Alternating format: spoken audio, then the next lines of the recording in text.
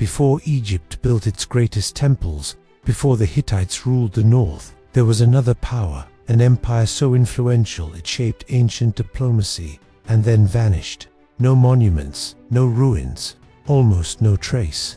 This is the story of the Mitanni, the empire that erased itself from history. Around 3,500 years ago, in what is now northern Syria and southeastern Turkey, a kingdom rose from the ashes of older city-states. The Mitanni were horse breeders, traders, and diplomats.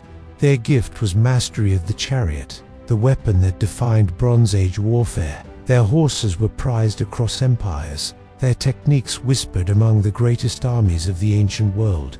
When Egypt, under Thutmose III, expanded north, the Mitanni met them in battle.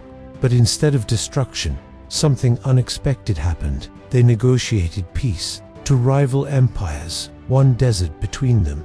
And yet, they traded princesses, gold, and letters written in cuneiform.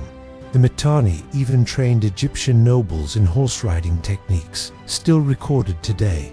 Their capital, Washukani, became a center of language, art, and technology, though no one knows where it truly stood. It was a city of scholars and merchants, where cultures met and kings wrote to one another as equals.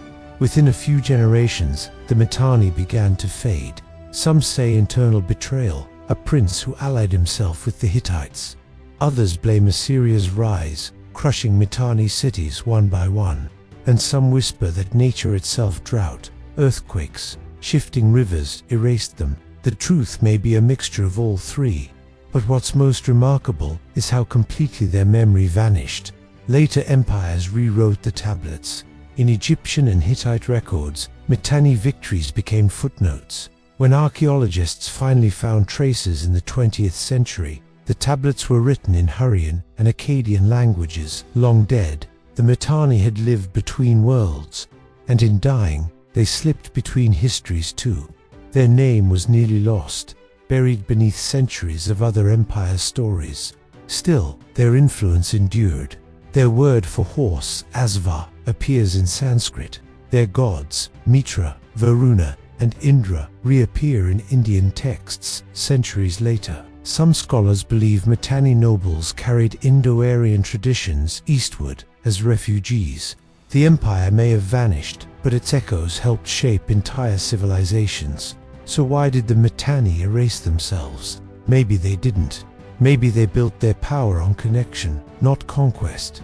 And when warlike empires rose around them, that gentler legacy couldn't survive. What remains are fragments. Reminders that even forgotten kingdoms once changed the world. Subscribe for more forgotten history files.